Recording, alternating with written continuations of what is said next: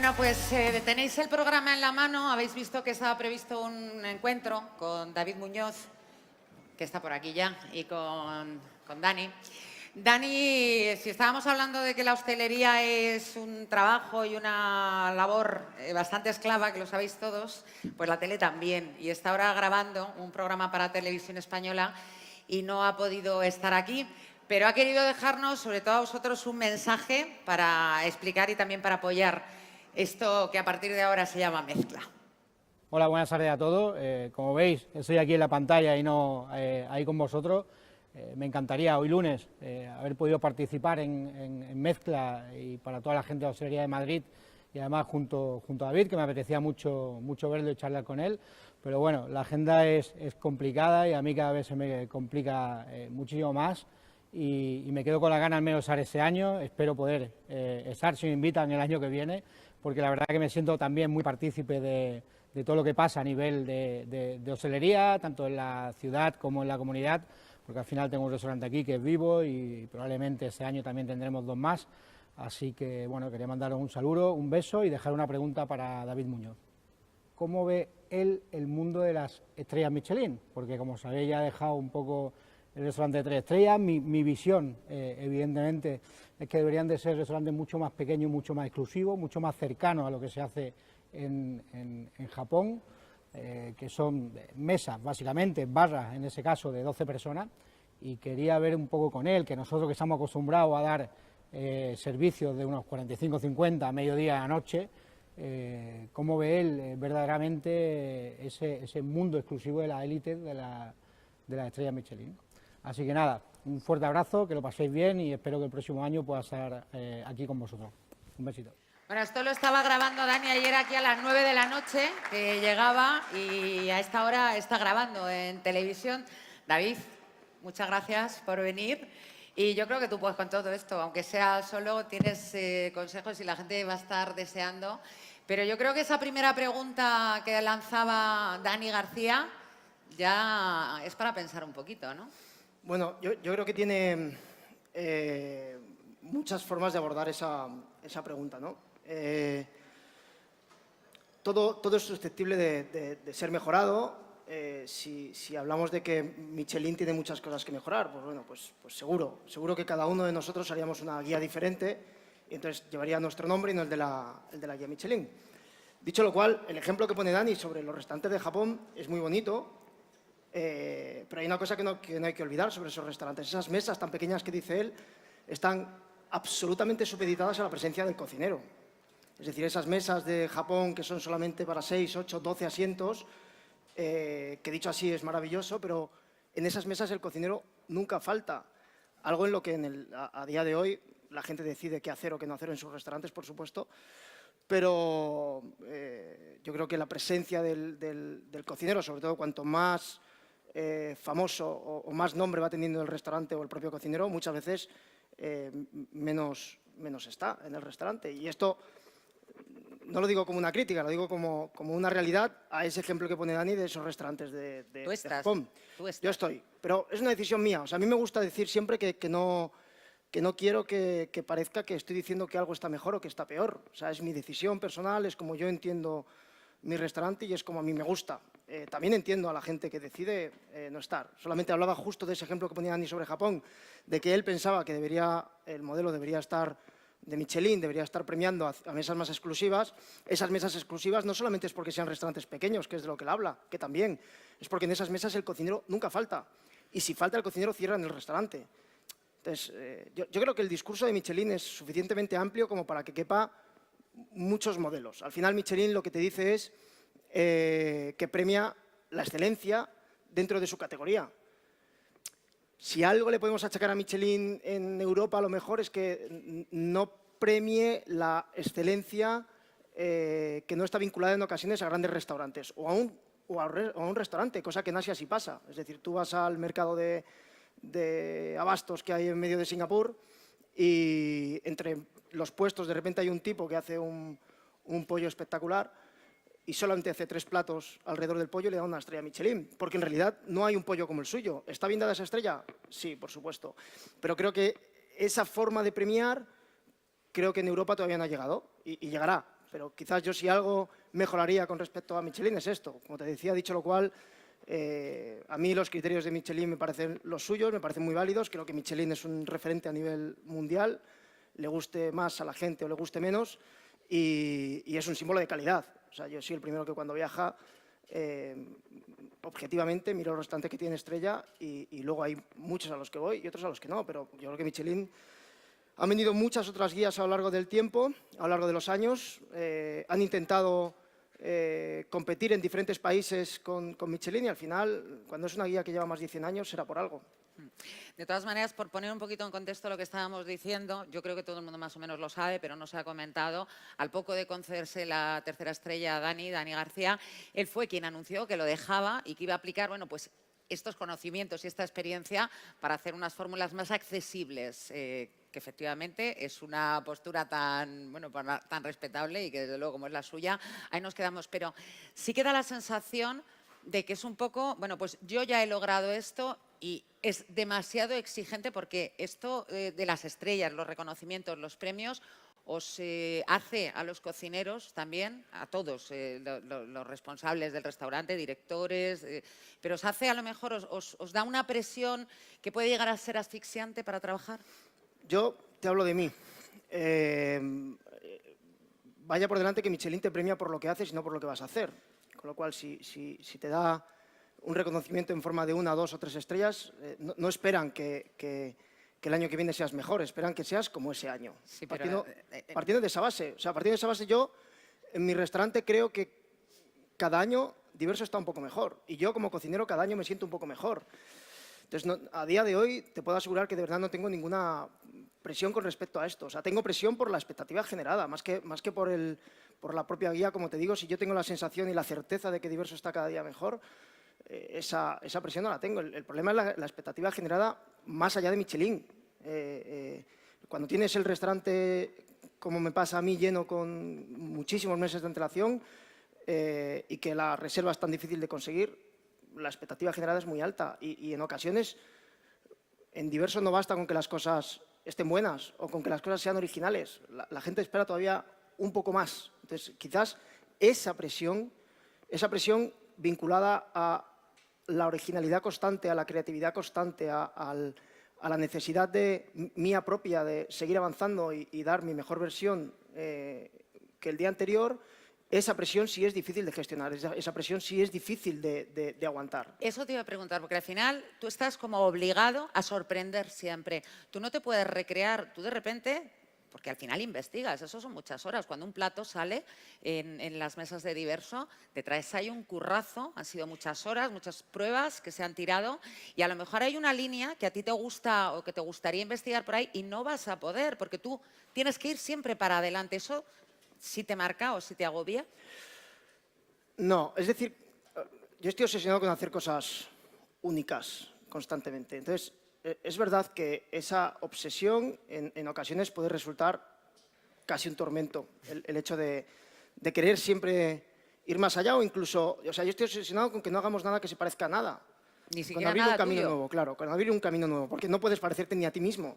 Entonces esto genera muchas cosas positivas y hay algunas que son negativas.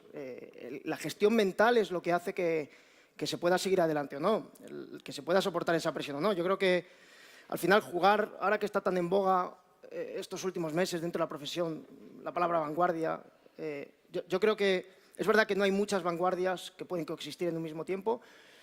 Yo creo que existen actualmente algunas vanguardias. Creo que cometemos el error en ocasiones de vincular la palabra vanguardia a innovación tecnológica y creo que por la misma definición de la palabra vanguardia nos estamos equivocando porque puede estar vinculado a la innovación tecnológica, puede ser innovación tecnológica y algo más o puede no estar vinculado a la innovación tecnológica. Entonces, yo creo que el hecho de querer hacer vanguardia constantemente sí es un poco presión para el intelecto constantemente, el currazo que lleva detrás los platos, el estar dándole vueltas, cuál será el próximo paso. Creo que esa es la parte más complicada de gestionar. Luego, la parte de la insatisfacción personal, de intentar que siempre lo que haga sea un 10, creo que debería estar inherente a cualquier persona que nos dedicamos a cualquier profesión. Y en el caso que nos ocupa de la hostelería, pues más si cabe. Es decir, da igual si haces patatas fritas, ensaladas, si haces bocadillos, asas rodaballos en una parrilla o haces esferificaciones. En realidad, lo importante es la actitud con la que lo quieres hacer, ¿no? Si tu actitud es que tus patatas tienen que ser siempre las mejores, si tu actitud es que tu ensalada siempre tiene que ser la mejor, o por lo menos mejor que tu ensalada del día anterior, creo que esa actitud es el leitmotiv del progreso. Y creo que esa filosofía deberíamos tener todos los hosteleros que nos dediquemos a lo que nos dediquemos dentro de la rama de hostelería. Eso se ha llamado también en otros ámbitos amor propio. Lo que voy a dar paso ahora no estaba previsto en este momento, pero es que te estoy oyendo y tengo que llamar a dos personas que te conocen muy bien en una época, porque hemos visto, bueno, si hay un cocinero mediático conocido en España eres tú. La gente se sabe de tu biografía, toda la historia de cuando te llevaron tus padres a comer a Viridiana, todas las estrellas que has logrado, cómo las has ido logrando. Pero hay mucha gente que se olvida de una época que fue cuando empezaste a formarte como cocinero en la Escuela de Hostelería de Torrejón de Ardoz. Hay dos personas, Óscar Arruñada y Pedro Morales, que están ahí. Yo les voy a pedir que pasen y se sienten ahí contigo. Óscar, muy buenas. Pedro Morales, en primer lugar. ¿Dónde se ha metido Óscar? ¿Dónde se ha metido Óscar? Por aquí está, para allá. Porque nos contaron unas anécdotas para hacer este perfil de David y nos contaron algunas cosas. Digo, pero es que ¿cómo voy a contar yo eso? Es que solo tienen que contar ellos, porque Pedro está un poquito perjudicado de la garganta. Pero Óscar, coge ese micro y debía ser un pieza, David, en la escuela. Porque nos contabas tú las anécdotas, ¿no?, de las cosas que él ya veía, porque ha sido inquieto desde crío. Inquieto ha sido siempre. Inquieto en la cocina, yo no hablo de cómo... Ojalá los piezas fueran como él. El problema no es el exceso de interés ni el exceso de trabajo, es el contrario. De anécdotas, pues me ha contado una Pedro que a mí me ha gustado, que no conocía, y es que cuando fueron de viaje a Turquía, creo que fue. Yo en esa época ya no estaba por allí, pero pasó más tiempo en la cocina del hotel de Turquía que haciendo turismo por el país. Pero nos habías contado tú también que, por ejemplo, uno de los hobbies de David era recorrerse el centro de Madrid mirando las cartas de los restaurantes. Eso, de todas maneras, tampoco es muy común, David. O sea, con tan pocos años ya, tener tan claro que tú querías evolucionar un sector que era la cocina. Bueno, siempre fue muy vocacional en mi caso el ser cocinero. O sea, yo con 12 años soñaba con ser cocinero y soñaba con tener mi propio restaurante. No te sabría decir exactamente por qué, pero ocurría así. Y es verdad que desde el primer día tenía muchísimo interés por formarme, por aprender, por conocer, por descubrir. Y me sigue pasando a día de hoy. O sea, me sigue pasando a día de hoy que te diría que más que cocinar me gusta viajar y comer. Y ese interés creo que no se debe perder nunca. O sea, creo que... Quien no le siga en Instagram ya está tardando, porque así por lo menos como él se conformaba con los escaparates también es otra manera. Pero contaba también, Óscar, una anécdota de una vez en la escuela que había una mesa a la que había que atender y que tú te empeñaste en hacer un aliño para una ensalada un tanto original, que luego decían, si es que estaba bueno, pero claro, los clientes lo habían pedido de otra cosa. Romper las reglas de esa manera también te lleva a enfrentarte con mucha gente. En este caso, bueno, pues tenías dos profesores más o menos, bueno, pues que veían que lo tuyo era pasión, pero también te llevan a enfrentarte con mucha gente. Bueno, es verdad que ser consecuente con lo que haces y con lo que dices es difícil, y más en la sociedad en la que vivimos. Yo tengo mucho cuidado siempre de no faltar el respeto a nadie ni decir una palabra malsonante que pueda ofender a la gente, pero sí es verdad que soy asquerosamente consecuente con lo que pienso, y en ocasiones esto hace que haya gente que no esté de acuerdo conmigo. Está bien, el debate meditado, bienvenido sea, porque una vez más eso hace que el progreso vaya hacia adelante. Yo entiendo la hostelería de una forma muy personal y muy subgéneris, es verdad. Y entiendo el mundo del restaurante de una forma muy personal y muy subgéneris. Y cada vez que he hecho una entrevista o he hablado con alguien, he expuesto mi forma de verla. Como te digo, al ser tan personal entiendo que haya mucha gente que se vea identificada conmigo y entiendo que haya otra mucha que piense que lo que digo es un absurdo, o lo que hago o cómo lo hago es un absurdo. Bueno, lo entiendo, pero no voy a dejar nunca de decir lo que pienso, por muy políticamente incorrecto que pueda resultar, o ni voy a dejar de entender mi mundo. Al final yo hago mis cosas y cómo las hago tanto en mis restaurantes y en todo lo que me rodea, las hago porque las siento así de verdad. Y no me pongo filtros y no me paro a pensar si a alguien le va a parecer mejor o peor. Óscar, ¿cómo era? Era como es ahora mismo, ¿no? Dice exactamente lo que piensa. Eso no es muy común, no suele pasar ni en la cocina ni en ningún lado, pero él es sin filtros. Yo particularmente creo que es bueno. Él se agradece que la gente te diga lo que piense o lleva su idea, su pensamiento, su cocina, lo que quiera hasta el final, ¿no? Y eso es muy raro y yo creo que él ha triunfado, él le ha ido bien precisamente por eso, por mantener su criterio hasta el final. Y vamos, yo me he alegrado mucho, creo que los que le conocemos nos hemos alegrado mucho. Y yo si hubiera tenido que apostar en su momento, no sé si... Yo sabía que iba a ser muy bueno, todos, ¿no? Por capacidad de trabajo, por creatividad. Por ganas. Por ganas. Sabíamos que iba a ser muy bueno. Que hubiera llegado donde ha llegado, yo no sé qué habría apostado, no lo tengo muy claro. Pero Pedro, luego... no sé si tiene voz porque está... ¿Puedes intentarlo? ¿Qué va, qué va? No. Pues muchísimas gracias, Óscar y Pedro. A vosotros. Muchas gracias. Nos queda con David un poquito. Muchas gracias. Es que yo creía que era ahora. Pero, David, también has hablado antes, por ejemplo, del tema de la vanguardia que se puede confundir con la investigación. No sé, yo me imagino que cuando empezaron a hablar del bulli, del laboratorio, pues ya también se ha identificado la cocina como un proceso de I+D. O sea, que detrás de cada gran cocina tiene que haber un departamento comparándolo con una empresa de I+D. ¿Esto es obligatorio? No, yo creo que precisamente en la diferenciación en los modelos de negocio está la virtud. Yo creo que ese modelo funcionaba en concreto para el bulli. Creo que todos sabemos lo que supuso en aquel momento el bulli y todavía a día de hoy. Y creo que ese era su modelo y a ellos les funcionaba. Creo que extrapolar el ejemplo del bulli a todos los demás restaurantes o a los restaurantes que pretenden buscar caminos propios, en ocasiones funcionará o en ocasiones no. Yo personalmente he sacado muchas conclusiones viendo el trabajo de los demás y no solamente el de Ferran en este caso, sino el de muchos otros compañeros. Y he sacado muchas conclusiones de lo que me gusta hacer y de lo que no me gusta hacer.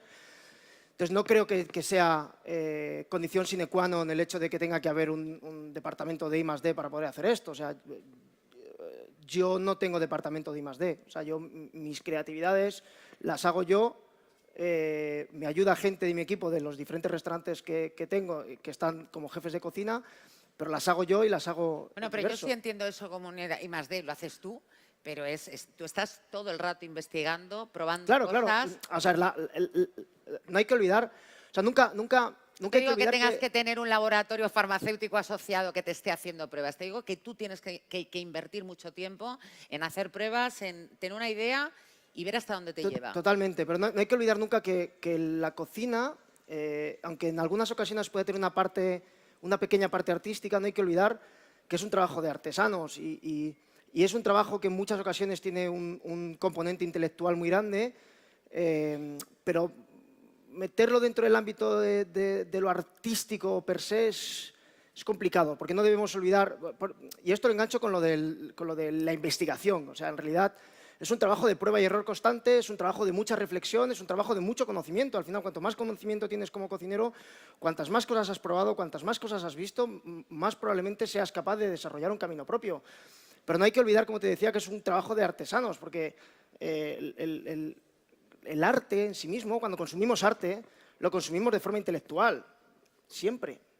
La gastronomía, hay una parte que la consumimos de forma intelectual, en algunos restaurantes más marcada que en otros, pero hay una parte fisiológica ligada al sabor. Intelectual, por eso tú podías disfrutar de las cartas sin probar lo de ese restaurante. Sí, pero faltaría algo siempre, ¿no? O sea, al final, cuando hablamos de comida, hablamos de comer y hablamos de una satisfacción que está vinculada a la parte más Primaria. racial del ser humano, a la parte del gusto.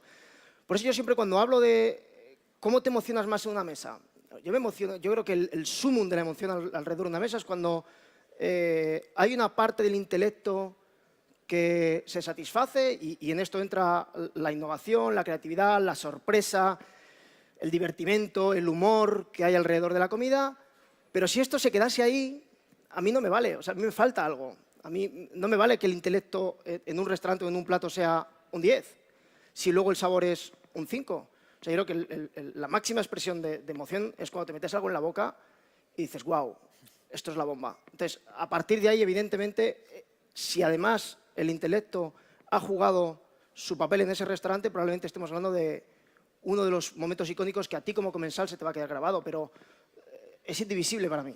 O sea, el intelecto está muy bien que lo trabajemos en la gastronomía para satisfacer al comensal, pero nunca hay que olvidar que un restaurante es un restaurante, no es un museo de comida. No es un museo ni una escenografía sobre comida, es un restaurante. Y comes y quieres que esté bueno, quieres que te guste mucho. Y otra cosa, porque has dicho, hablando un poco de la representación, al final cuando tú tienes tantas cifras, tanto currículum detrás, se te puede poner, con 4 líneas ya la gente se hace una idea, gente que a lo mejor no te ha conocido en la vida, que no te ha visto más que en la tele, que no ha comido, por supuesto, en Diverso. Y está una cosa que es la copia. Tú decías que tú no querías ni copiarte, ni siquiera inspirarte en ti mismo, y sin embargo mucha gente te copia y te copia mal. Y eso, te lo digo para un mundo de la hostelería, que al final parece que todo el mundo tiene que estar obligado a hacer esa vanguardia, ¿no? Y si no se la puede inventar, va a seguir delante de las cabezas visibles, como es tu caso. ¿Qué les dirías a las personas? O sea, yo, como te decía, es que no creo que todo el mundo ni tenga que hacer creatividad, ni tenga que ser creativo, ni tenga que hacer vanguardia. No creo que... creo que el mundo de la hostelería, creo que el mundo del restaurante es muchísimo más amplio que esto. Creo que en el mundo de... Esto de las autorías es complicado de gestionar. Yo creo que cuando alguien se inspira mucho en el trabajo de otra persona, y dejémoslo ahí, o sea, inspirarte mucho puede ser desde inspirarte de verdad o casi hacerlo igual. Creo que lo único que quizás sea más honesto es decir de quién es la autoría o en quién te estás inspirando. Tampoco, como te digo, creo que sea algo... eso sería en el mundo idílico, que a día de hoy no ocurre. Tampoco pasa nada si no es así. O sea, tampoco nos tenemos que volver locos, porque en el fondo yo no copio a nadie, pero yo me inspiro en muchas cosas y me inspiro en mucha gente.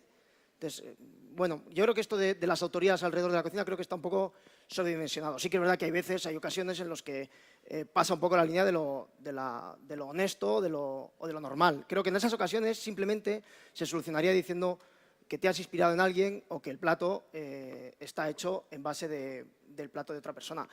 Pero tampoco nos tenemos que volver locos. Con esto creo que es un problema nimio, sinceramente. Y otra cosa, al final esto es un encuentro de hosteleros para hosteleros y, bueno, pues a Hostelería Madrid lo que le gustaría es que sus asociados, que la gente sacara en claro cosas de gente que habéis demostrado pues que se puede hacer las cosas muy bien. Y tú, además de gran cocinero, eres hostelero. Tú has llevado tu negocio, tú abriste, fue una de las metas que tenías y muy jovencito abriste. ¿Qué fue lo más difícil? ¿Qué fue lo más difícil? ¿Qué no fue difícil en realidad? Sí, lo digo porque hay mucha gente que a lo mejor pasa por malos momentos y querrá tirar la toalla y necesita que a lo mejor alguien que haya estado, por ejemplo, durmiendo en el local, le diga, pues hay que creer, ¿no? Bueno, yo empezaré diciéndote algo que te voy a explicar bien para que no suene mal. Es decir, a mí nadie nunca me ha regalado nada. Y soy lo que soy porque me lo he trabajado, pero de forma enfermiza.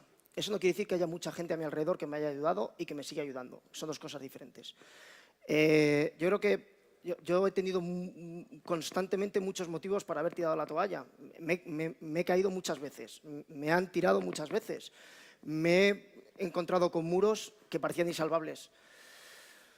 Yo creo que no es lo importante cuántas veces te caes. Creo que lo importante es cómo reaccionas ante esa caída y cuán rápido te levantas. O sea, creo que la fe ciega en uno mismo y La locura a la hora de perseguir tus sueños hace que, evidentemente, llegues hasta lugares que hay otra gente que no llega. Es decir, yo siempre me he permitido el lujo de soñar grande. Y esto, hablamos así como de forma intangible, pero es objetivo, ¿eh? Yo siempre me he permitido el lujo de soñar grande. Y he sabido que para conseguir esos sueños, los cuales te diría que he conseguido el 95% de ellos. ¿Te queda todavía? Me quedan y ha habido otros que he ido soñando según he ido consiguiendo los primeros. Te diría que en ese 95% de sueños que he ido consiguiendo, ha habido momentos en los que, evidentemente, me he planteado si merecía la pena. Siempre he tenido claro que cuanto más grandes sueñas, más grandes son tus sacrificios. Claro, esto ya es una decisión muy personal de cada uno. Claro, si tú me dices, como tú decías, tú has dormido en el local, me he tirado pues cerca de 9 años casi cobrando de mi propio restaurante 1.000 euros o menos, trabajando 6 días y medio a la semana, 18 horas al día, he dejado de ver a mi familia, he dejado por el camino amigos básicamente porque no los cuidaba y no los veía. O sea, mi mundo es y sigue siendo todo lo que hago y lo que le rodea. Claro, esto en una balanza vital es personal de cada uno. Pero en tu caso es casi, oyéndote ahora y otras veces, en tu caso, hablas de la cocina como una vocación, como un sacerdocio o como un... No, típico... lo que pasa es que no es así. Lo que pasa es que yo he soñado muy grande y me he puesto metas muy complicadas. Entonces, claro, cuando te pones metas muy complicadas, conseguirlas es espectacular. La sensación de triunfo personal es abrumadora. Pero, evidentemente, tienes que sacrificar muchas cosas. Simplemente digo que no basta con imaginarte conseguir cosas grandes, no basta con soñar, pero te lo bajo a la tierra, no basta con soñar tener el mejor restaurante con el mejor menú del día. Eso va a tener que conllevar unos sacrificios. En tu balanza vital eres tú el que tiene que poner qué es lo que quieres conseguir y qué estás dispuesto a sacrificar. A mí me ha compensado, a mí me sigue compensando. También te digo, si me dijeses a día de hoy, vas a conseguir todo lo que has conseguido, pero tienes que empezar de nuevo, o sea, no sé si sería capaz, o sea, porque a mí me ha parecido casi una vida, aunque hayan sido 14 años casi. Es claro, no todo el mundo, por eso te decía, no todo el mundo tiene que entender el mundo de la cocina como yo, ni tiene que estar tan loco como yo, ni tiene que dejarlo todo por esto. Simplemente digo que se puede soñar grande siempre y cuando estés dispuesto a sacrificar grande. Pero sobre todo, todos tenemos problemas, todos tenemos muchos momentos en los que nos dan ganas de tirar la toalla. ¿Cómo esté tu cabeza con respecto a esto y cómo seas capaz de salvar esos muros que parecen insalvables y cómo de rápido lo hagas es lo que va a marcar la diferencia? Es una cuestión de verdad de actitud ganadora, de perseverancia y de fe ciega en uno mismo, de verdad. Y esto, claro, dicho una vez más, suena muy aspiracional y es bonito decirlo, pero se puede hacer con mucho esfuerzo, claro. Pues David Muñoz, yo me tiraría y seguramente la gente, pero tenemos que ir cumpliendo horario. Ha sido un placer voy a hablar en nombre de todos, para todos, escucharte y además cosas que seguramente le sirvan a mucha gente. Muchísimas gracias. Gracias. Vamos a...